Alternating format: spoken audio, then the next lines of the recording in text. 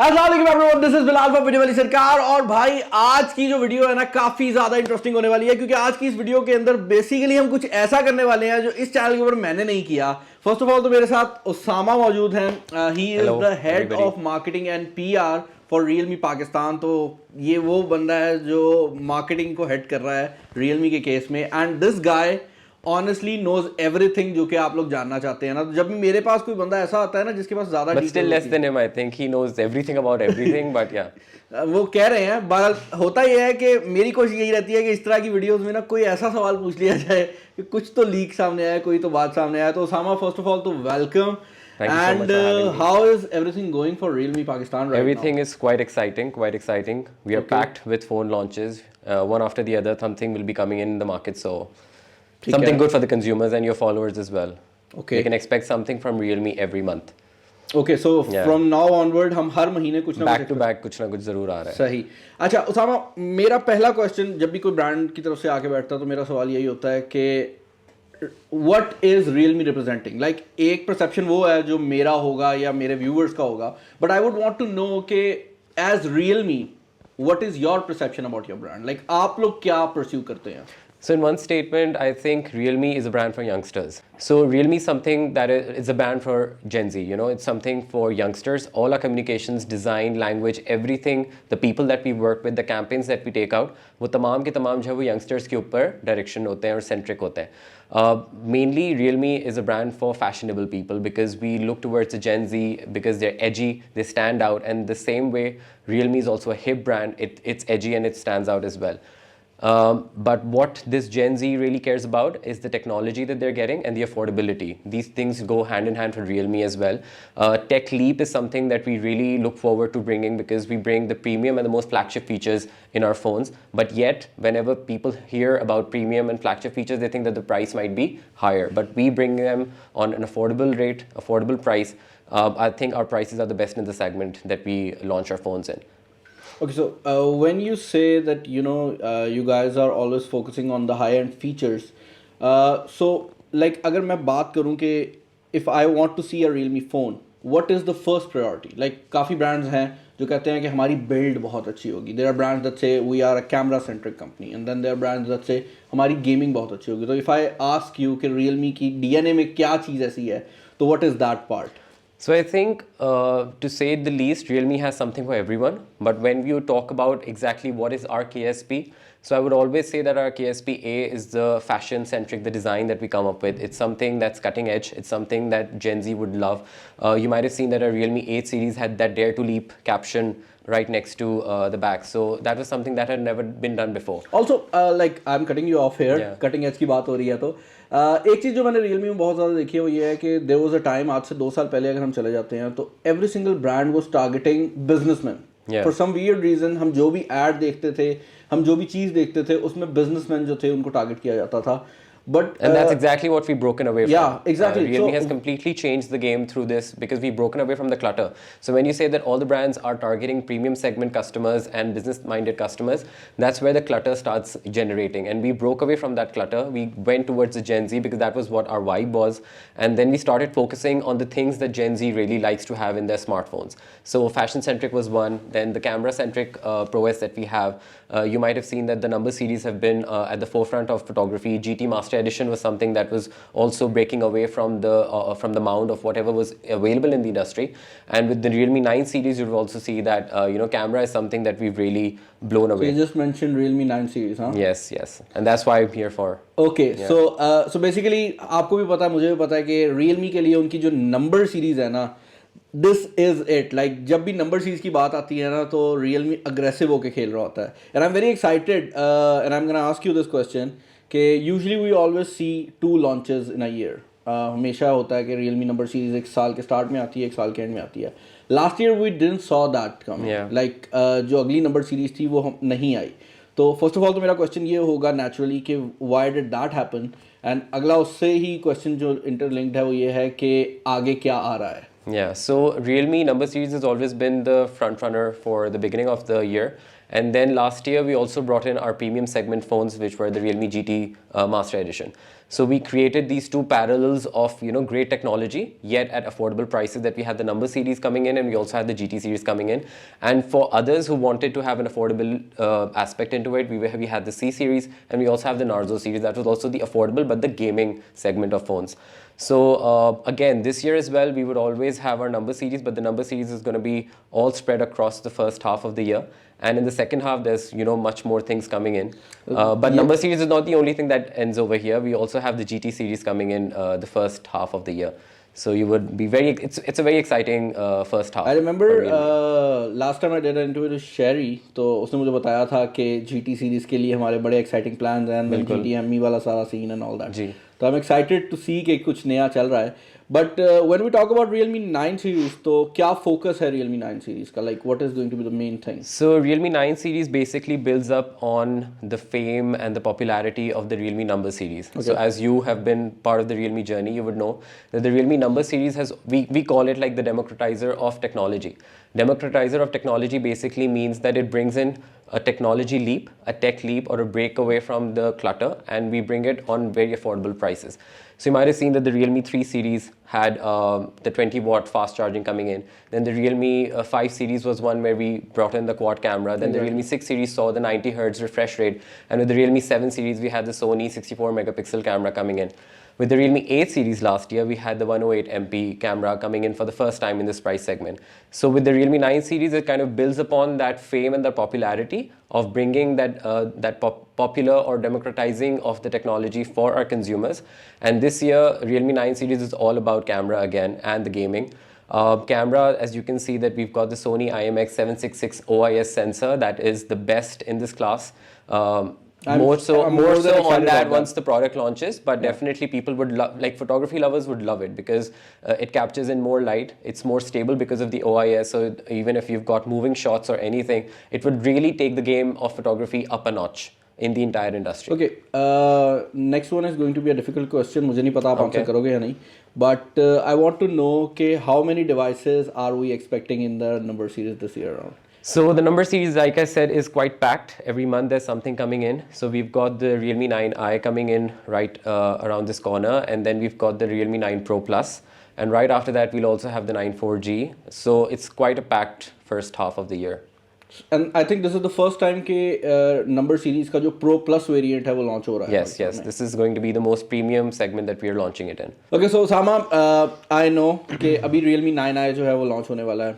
And by the way, एक यहाँ पर मैं चीज़ include भी करना चाहूँगा कि we also got a very crazy type of access Realme 9i के assembly वाले सारे scene में. और Realme 9i अब अनबॉक्सिंग तो हम सब ने करनी ही है, मैंने भी करनी है, लगानी है, लेकिन अभी इसी वीडियो के अंदर आपको आगे चलकर हम दिखाएंगे कि Realme 9i जिसकी अनबॉक्सिंग हम करते हैं, अनबॉक्सिंग से पहले क्या होता है, because you have to understand कि Realme is now manufacturing in Pakistan. तो ये एक बहुत बड़ी बात है Usama. First of all congratulation to you guys, क्योंकि I have seen the place, मैं रिकॉर्डिंग कर चुका हूँ इस पॉइंट के ऊपर, एंड ऑनेस्टली स्पीकिंग बहुत क्रेजी था. मैं अब जो सवाल पूछना चाहूँगा before going to that assembly वाला सिचुएशन, प्राइस क्या है भाई Realme 9i की? So good thing that you mentioned about the assembly line. Are we sharing the price? We are sharing the price, yes, because this is the first time that we are sharing the price on any channel. So this is where the consumers will get to know what the price will be. But before that, I will just mention that yes, the assembly line is something that's quite exciting, and that was exactly what we had in mind, because your consumers and the audience that you work for, they love looking at your unboxing, and everybody's doing the unboxing, but we wanted to break away.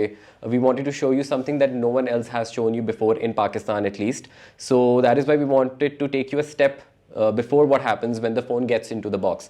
So आपने exactly उसके अंदर देखा है कि यार डब्बे के अंदर से जो चीज़ निकलती है उसके अंदर क्या होता है. So you've actually seen the real packing, the real मैं अभी यहाँ पे unboxing. डिस्कस इसलिए नहीं करना चाह रहा क्योंकि इसके बिल्कुल बाद असेंबली का जो पार्ट है वो आना है, बट बिलीव मी कुछ चीज़ें ऐसी थी जो आई वॉज नॉट एक्सपेक्टिंग कि वो पाकिस्तान में हो रही होंगी, लाइक क्योंकि I have went to China for different brands and stuff, और मैंने वो चीज़ें चाइना में देखी थी. There's no difference in quality, there's no difference in the SOPs, the procedures that we follow. and I was shocked, like मुझे लग रहा था कि it will be very labor intensive और वो मशीनरीज को निकाला गया होगा, there was so much ना. तो अभी It's a आप very assembly great की and जरूर smooth देखिएगा। assembly line Yeah, that you will exactly. get to see. And I guess you also get to assemble your own phone.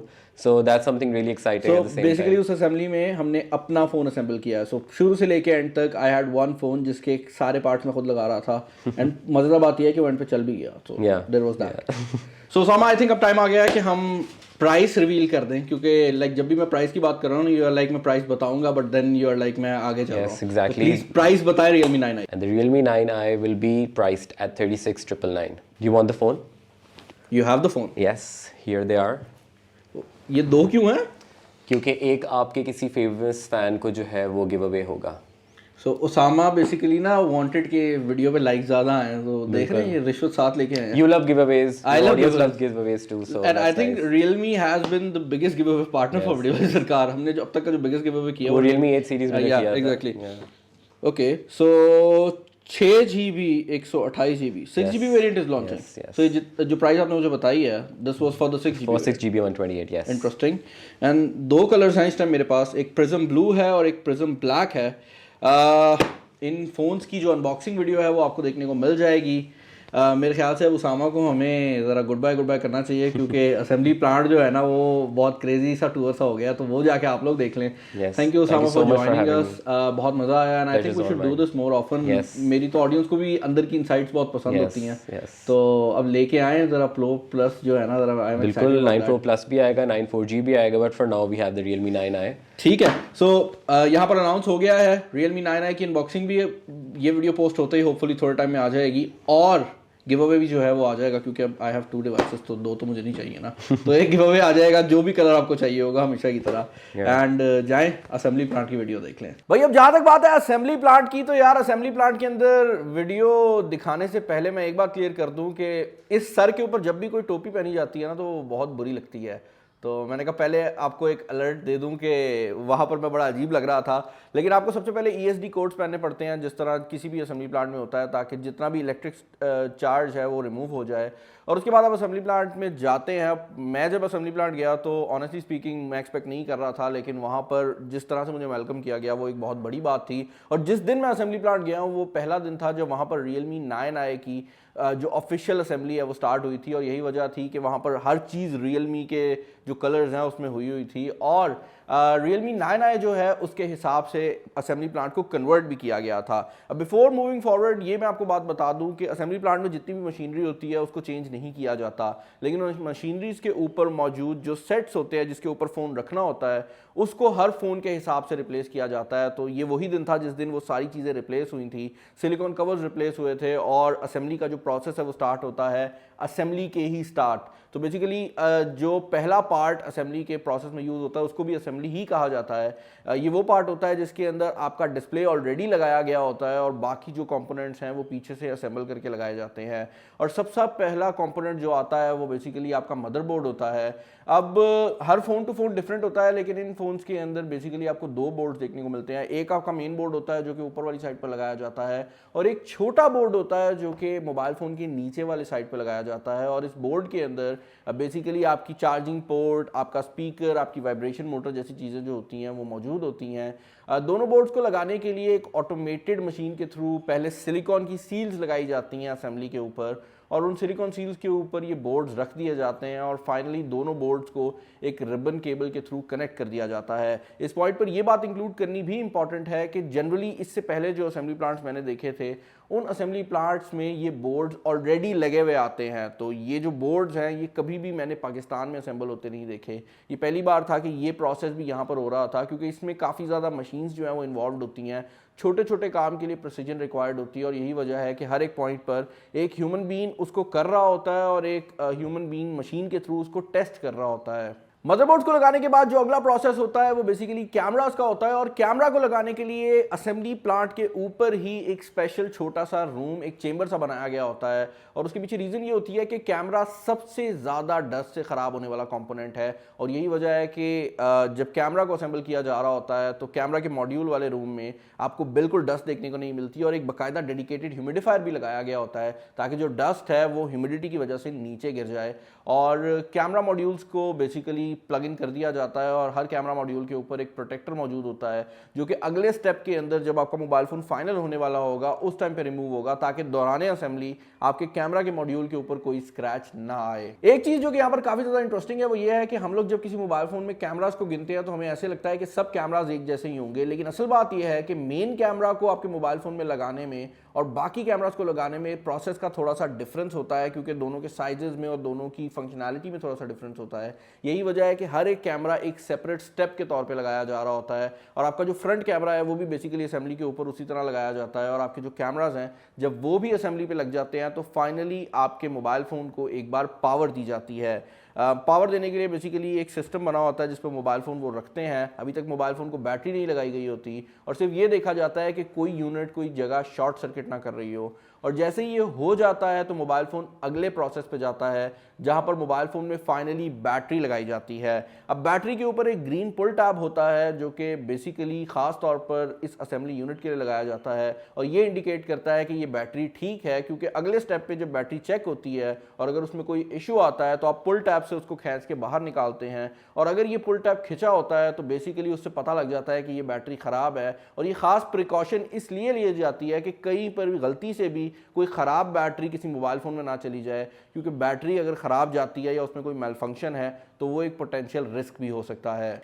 Finally mobile phone की back mobile phone के ऊपर लगाई जाती है और इस पॉइंट पर आपका मोबाइल फ़ोन कंप्लीटली रेडी हो चुका है। लेकिन अभी भी दो चीज़ें बहुत ज़्यादा इंपॉर्टेंट रहती हैं और उनमें पहली चीज़ है आपके मोबाइल फ़ोन की मेन सॉफ्टवेयर और दूसरी चीज़ है आपके मोबाइल फ़ोन की लोकलाइज सॉफ्टवेयर। अब मेन सॉफ्टवेयर जो होती है वो काफ़ी क्विक प्रोसेस होता है और बहुत जल्दी ज़्यादातर मोबाइल फ़ोन के ऊपर कर दिया जाता है और इसके अंदर बेसिकली आपका एंड्रॉयड का वर्जन आ जाता है। लेकिन अक्सर औकात डिफरेंट मार्केट्स के लिए कुछ स्पेसिफिक सेटिंग्स होती हैं जो कि की जानी होती हैं। जैसे पाकिस्तान की अगर आप बात करेंगे तो उर्दू लैंग्वेज जो है वो बाय डिफ़ॉल्ट आती है और हो सकता है कि कोई ऐसी एप्लीकेशन जो सिर्फ पाकिस्तान में चलती हो उसको इंस्टॉल करना हो तो उसके बाद एक लोकलाइज सॉफ्टवेयर को इंस्टॉल किया जाता है। इसके बाद मोबाइल फ़ोन अपने अगले स्टेप की तरफ चले जाते हैं जहां पर फाइनल टेस्टिंग का जो फेज़ है वो स्टार्ट होता है और अब जो फाइनल टेस्टिंग है उसमें हर एक पॉइंट मशीन्स के थ्रू चेक होता है।